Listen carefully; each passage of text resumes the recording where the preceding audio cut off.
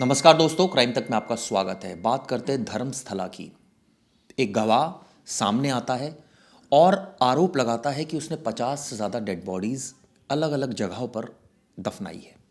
इसको लेकर विवाद हो जाता है, एसआईटी का गठन होता है और एक स्पॉट से कुछ हड्डियां तो मिलती हैं, लेकिन अभी इसकी तहकीकात हो रही है कि ये हड्डियां इंसानी हैं या किसी और की हैं। कई लेवल पर इन्वेस्टिगेशन चल रही है, लेकिन ये कोई पहला वाक़या नहीं है जब धर्मस्थला विवादों में आया। इससे पहले भी कई बार विवाद हुए। इसका इतिहास भी काफ़ी पुराना है। प्रवेश पांडे हमारे साथ मौजूद हैं बात करने के लिए। प्रवेश, अब इसमें एक तो सबसे पहले हम दर्शकों को अपडेट बताते हैं कि इसमें अपडेट क्या है। देखिए, पहले तो 50 से ज़्यादा स्पॉट जो है मिस्टर एक्स जो गवाह जो सामने आया है लोगों के सामने और बता रहा है कि मैंने धर्मशाला में कई जगहों पे डेड बॉडीज को दफनाया है। अब उसने बहुत सारे स्पॉट्स बताए जिसमें से 50 से ज़्यादा स्पॉट हैं। पहले स्पॉट पे गए, दूसरे पे गए, तीसरे पे गए, चौथे पे गए, नाकामी हाथ लगी, जिस पे लोगों को शक होने लगा है सही भी बोल रहा है या झूठ बोल रहा है। लेकिन जैसे ही 31 जुलाई को 6वें स्पॉट पे गए, वहाँ से हड्डियाँ मिले। बता रहा है 22 से 23 हड्डियों के पीसेस मिले, जिसको अभी फॉरेंसिक डिपार्टमेंट को सौंप दिया गया है जांच करने के लिए। और जांच के बाद निकल कर आएगा कि हड्डियाँ किसकी हैं। यही इंटरनल रिपोर्ट बता भी रही, कुछ हड्डियाँ ऐसा लग रहा है कि इंसानों की है। अब क्या हो कि इस बीच 1 अगस्त आ गया। अब एक संगीन आरोप लगाया है जो गवाह है उसने, और एसआईटी टीम के एक इंस्पेक्टर पे, जो एसआईटी टीम में है इस वक्त। और वो बड़ा ही बड़ा आरोप है जो कि इस बात को सोचने के लिए मजबूर कर रहा है कि क्या एसआईटी की टीम, मतलब इतना प्रभावशाली आदमी कोई है क्या जो एसआईटी टीम को भी इन्फ्लुएंस कर रहा है। क्योंकि जो शख्स है मिस्टर एक्स, जिसे भीमा भी नाम दिया गया है, नकली नाम है उसका भीमा। भीमा की वकील हैं अनन्या गौड़।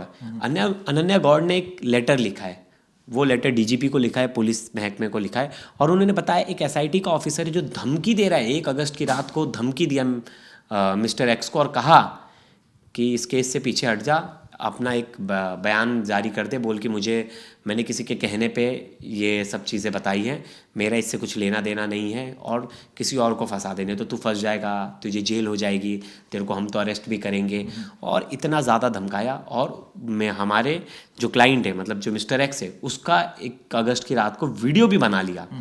मतलब सोचिए, एसआईटी का टीम इसलिए बना। इंस्पेक्टर का नाम रिवील हुआ? हाँ, बिल्कुल, इस इंस्पेक्टर का नाम रिवील हुआ है जिसका नाम है मंजूनाथ गौड़ा।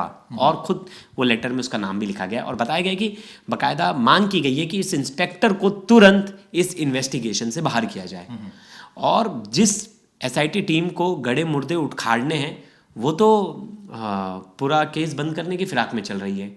इस केस पे पूरी दुनिया की नजर है, इंटरनेशनल मीडिया भी कवर कर रही है। हम कैसे कह सकते हैं कि वो बंद करने की कगार पर है? एक इंस्पेक्टर आरोप लगा रहा है, एक इंस्पेक्टर पे आरोप लग रहे हैं एसआईटी पे, तो वो जो एसआईटी को तो हम नहीं कह सकते, पूरी एसआईटी को नहीं कह रहा हूँ ना, लेकिन वो एक इंस्पेक्टर भी बड़ा अहम रोल लग रहा है। अगर वो एविडेंस को इसी तरह, अगर जो गवाह है अगर उसे इस तरह बहला देगा, डरा देगा, तो उसका तो उसका क्या इंटरेस्ट है? अब उसके, हम पहले से कह रहे हैं धर्मस्थला में तो नाम ही लेते तो बड़ा पावरफुल नाम है। बहुत लोग कह रहे हैं कि पावरफुल लोग हैं, पावरफुल चीज़ें हैं इनके पीछे, लोग चाहते नहीं चीज़ें बाहर निकल कर आए। और इसी की वजह से तो अपना चेहरा छुपा रहा है, क्योंकि उसे डर है कि उसकी हत्या ना हो जाए। और वो कोर्ट की प्रोटेक्शन दी गई है उसे, वो प्रोटेक्शन में है आदमी। अब उसके बाद मंजूनाथ गौड़ा के खिलाफ जो है उन्होंने कंप्लेंट दी और वो मांग कर रहे हैं कि एसआईटी की टीम से इसे हटाया जाए। और मुझे लगता है उनकी मांग मांगी भी जानी चाहिए। क्या अभी तक मांगी गई? हाँ, नहीं, अभी तक कोई ऐसा अपडेट नहीं आया है। और चिराग जी, अब जो है सैटरडे को जो स्पॉट नंबर 5, 10 और 11 यहाँ तक अब जो है वहाँ खुदाई हुई है। और अब क्या हो रहा था कि जो स्पॉट नंबर 6 है, वहाँ तो हाथ से खुदाई हुई कि एक्चुअली वहाँ ज़मीन बड़ी वो है, नदी के किनारे ज़मीन बड़ी नम है, और उसको क्रेन वगैरह या जेसीबी से नहीं कर सकते थे, उससे डैमेज हो जाता। तो सबूत इकट्ठा करने के लिए एसआईटी टीम ने बड़े इसमें प्रिकॉशंस लिए। और उसमें से एक ऑफिसर इंस्पेक्टर बताओ ऐसा कुछ कर रहा है, मतलब इन्फ्लुएंस कर रहा है और धमकाने की कोशिश कर रहा है, डरा धमका रहा है, और बाकायदा वीडियो भी बना ली है। शनिवार की रात की बात है। अब जो दूसरी इंपॉर्टेंट चीज़ है, जो व्यूअर्स जुड़े हैं और हमने भी इस पे ये पहली वीडियो बनाई है, तो हमें थोड़ा सा इसके इतिहास पे जाना पड़ेगा कि धर्मस्थला है क्या। और धर्मस्थला में ये डेड बॉडी का जो मामला है, ये जो मास्क मैन आया है सामने, भीमा जिसका नाम है, ये जो आया है सामने, ये कब की बात बता रहा है, क्या बता रहा है, और इससे पहले कौन सी कंट्रोवर्सी में थी, धर्मस्थला है क्या। क्योंकि देखिए ये है तो कर्नाटका में, लेकिन कर्नाटका में बेंगलोर से 200 किलोमीटर दूर है, लेकिन जो पूरे इंडिया में और बाकी जगहों में जो रह रहे हैं उन्हें पता नहीं कि यहाँ का ये इशू किस बात को लेकर है। तो हम इसको एक बार शुरुआत से मैं चाहता हूँ कि हम व्यूअर को बताएं। देखिए सबसे पहला जो नाम आया था, आपको याद होगा, वो 2012 में धर्मस्थला कंट्रोवर्सी में आया था, जहां एक लड़की के रेप और मर्डर का केस तो था। मैं चाहता हूँ व्यूअर्स को आप ये समझाइए कि धर्मस्थला क्या एक मंदिर है या ट्रस्ट है? बिल्कुल बिल्कुल, मैं आपको पूरा बताता हूँ। देखिए धर्मस्थला बड़ा ही पवित्र जगह है और वहाँ एक बहुत पुरानी मंदिर, ऐसा है आप कह सकते हैं कि बहुत पुराना मंदिर है, और उसी के आसपास धर्मस्थला का ट्रस्ट है जो वहाँ बहुत सारे इंस्टीट्यूशन बना रखा है, बहुत सारी कॉलेजेस, इसको ट्रस्ट कहा जाए। हाँ हॉस्पिटल। तो देखिए इसकी शुरुआत कैसे होती है।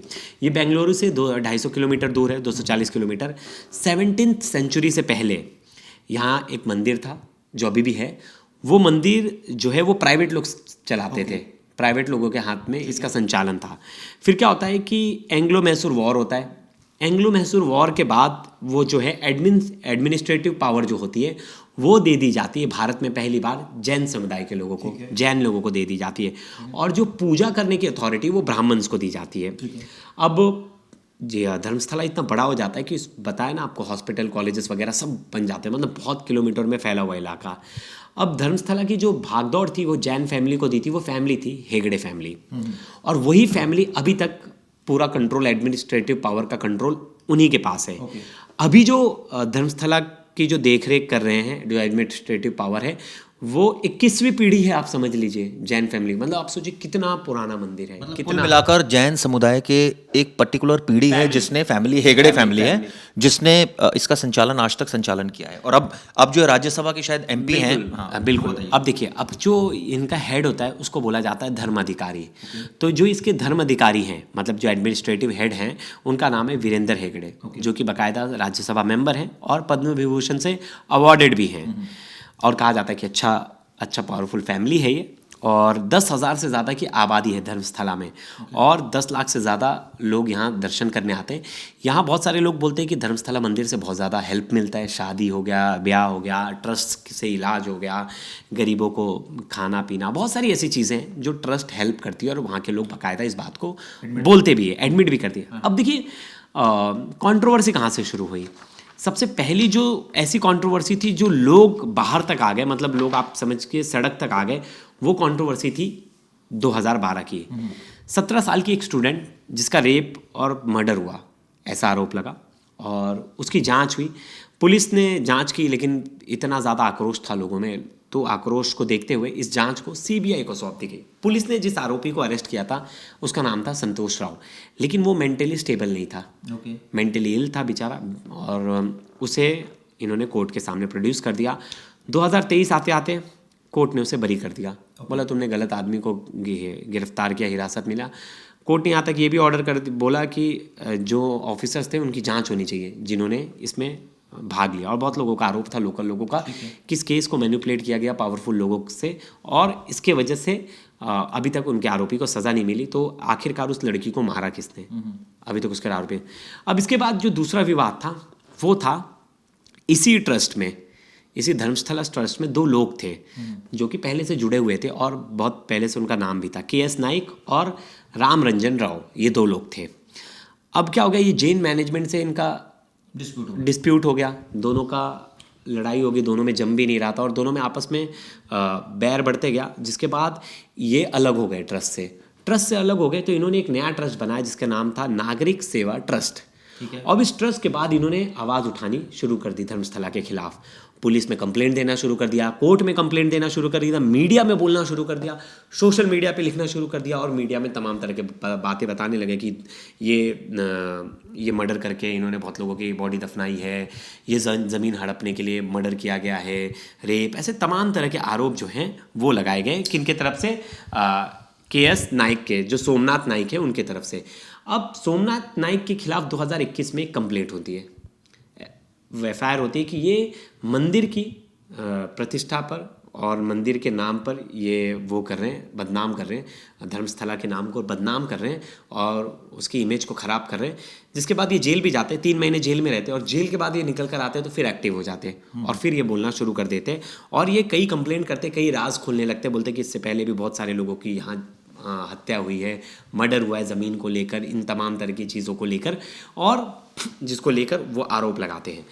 अब इस बीच आपको पता होगा 1.5-2 महीने पहले फिर एक शख्स आता है अचानक से और वो कहता है कि मैंने बहुत सारी डेड बॉडी गाड़ी है और मेरे परिवार के साथ जब ऐसा कुछ हुआ, जिसके बाद अब मैं आकर मीडिया, प्रशासन सबके सामने बोल रहा हूँ। अब देखिए आप, ये एक लौता ऐसा केस है, भारत का एक लौता ऐसा केस है कि धर्मस्थला का अगर किसी चीज़ से भी नाम जुड़ता तो तुरंत इनके लोग सेशन कोर्ट पहुंच जाते, सेशन कोर्ट पहुंच जाते और मीडिया में आप इनकी कवरेज ही नहीं कर सकते, मीडिया में कुछ दिखा ही नहीं सकते।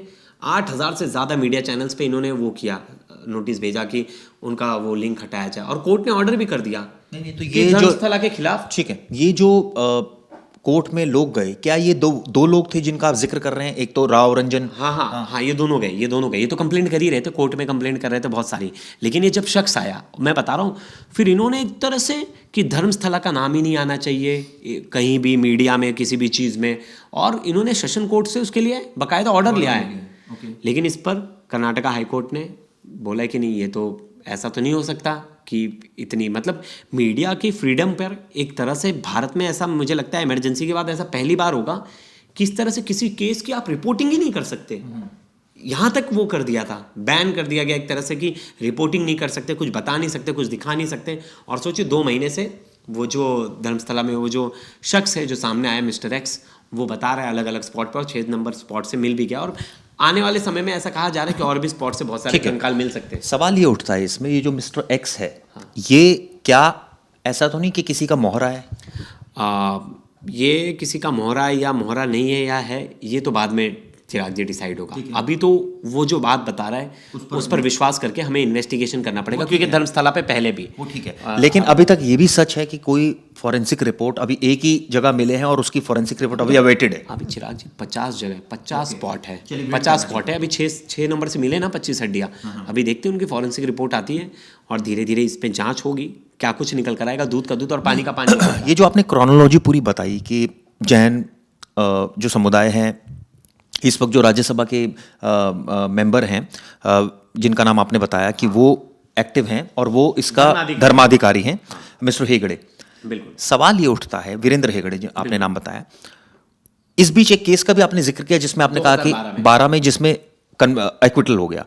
अब सवाल ये उठता है कि इस बीच ये जो 2 शख्स आए हैं, ये जो तमाम आरोप लगा रहे हैं, मिस्टर राव, ये केएस नाइक और राम रंजन राव पहली बार आए और ये ट्रस्ट से अलग ट्रस्ट अपना बनाए, जिनका ट्रस्ट का नाम था, और ये इसका मतलब कभी जैन समुदाय वाले ट्रस्ट में, हाँ, ये ट्रस्ट में थे। उसके बाद ये निकलने के बाद जब इनका कॉन्फ्लिक्ट हो गया तो ये आरोप लगाने लगे और ये नहीं तो जो ये इतने संगीन आरोप लगा रहे हैं, तो एक वक्त इसका मतलब ये भी था कि ये उस ट्रस्ट का पार्ट थे, इनको पता था, लेकिन उसके बावजूद ये ट्रस्ट नहीं छोड़ रहे थे। जब इनका पर्सनल ग्रजेस सामने है तब इन्होंने ट्रस्ट छोड़ा और तब आरोप लगाने शुरू कर दिए। ऐसा भी कह सकते हैं, ऐसा भी कहा जा सकता है। लेकिन इनके बोलने से तो ज़्यादा कुछ जांच वाँच हुई नहीं। लेकिन जो मेन जांच हुई, जो ये शख्स आया जिसने खुद बोला कि मैंने दफन किया है, जिसके बाद SIT की टीम गठित हुई और जाँच शुरू हो गई है। अब जब तक इसमें बहुत सारे पुख्ता सबूत, अब देखिए डेड बॉडीज़ हैं, अब इसमें लोगों की हेल्प लगेगी कि जितने लोग गायब हुए, जिनके परिवार वाले गायब हैं, वो सामने आए। मैं इस पर ही आ रहा था कि जिन लोगों के परिजन गायब हुए, मुझे याद है निठारी केस में कंप्लेंट सामने आई थी कि रिम्पा हल्दर गायब हो रही है, फलाना गायब हो रहा है। इसमें क्या कोई इस तरह की over a period of time इस तरह की कंप्लेंट्स आई?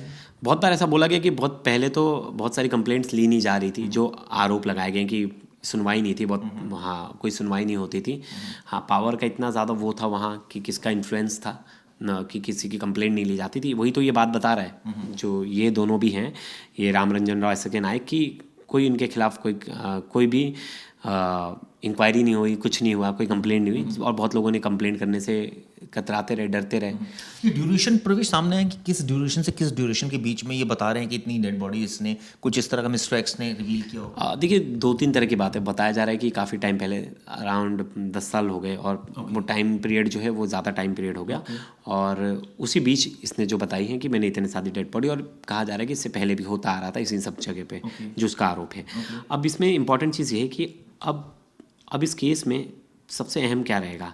अहम ये रहेगा कि जो जिनके परिवार वाले गायब हुए हैं, इस तरह से किसी की उन्हें लग रहा है उनकी हत्या सामने आए, डेड बॉडी मिले तो उसका डीएनए हो, डीएनए में मैचिंग हो, तब जाकर चीज़ें स्ट्रांग होगी, एविडेंस स्ट्रांग होंगे। ऐसे तो फिर कुछ पता नहीं चलेगा कितने साल पहले, तो उसकी फॉरेंसिक जांच होगी कि 10 साल पहले डेड बॉडी है कि 15 साल पहले डेड बॉडी है।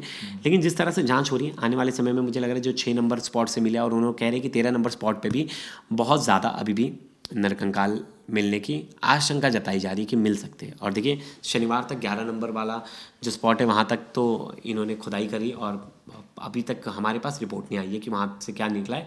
लेकिन जैसी रिपोर्ट आएगा हम दर्शकों तक लाएंगे और इस खबर पर हम आपके साथ रेगुलर बने रहेंगे और रेगुलर जो जांच में सामने आ रहा है वही चीज़ें बताएंगे, ना यहाँ की ना वहाँ की, ना ऐसी कोई हवाई बातें। आप तक जो भी सटीक इंफॉर्मेशन होगी बस वही लेके आएंगे। बिल्कुल ठीक है प्रवेश ने, और जिस तरह से डिटेलिंग करी है, क्रोनोलॉजी बताई है, कैसे कैसे विवादों में रहा धर्मस्थला, इसके बाद किस तरह से टेक ओवर किया जैन समुदाय ने, उसके बाद फिर विवादों में रहा और फिर अचानक सारी चीज़ें ठंडे बस्ते में चली गई क्योंकि कोर्ट में मामला गया, कोर्ट ने मीडिया को रिस्ट्रिक्ट कर दिया, रिपोर्टिंग नहीं हुई, जिसका एक तरह से कहा जाए अब अचानक एक शख्स आता है जो इस तरह के तमाम आरोप लगा रहा है और उसके आरोपों में दम इसलिए लग रहा है क्योंकि जब उसने आरोप लगाए तो एक जगह से चीज़ें मिल गई, यानी कि हड्डियां मिल गई। अब वो इंसानी है या जानवर की, जांच के बाद साफ होगा। लेकिन इस खबर पर हम लगातार आपको अपडेट देते रहेंगे। ये वीडियो कैसे लगी ज़रूर बताएगा। शुक्रिया, धन्यवाद।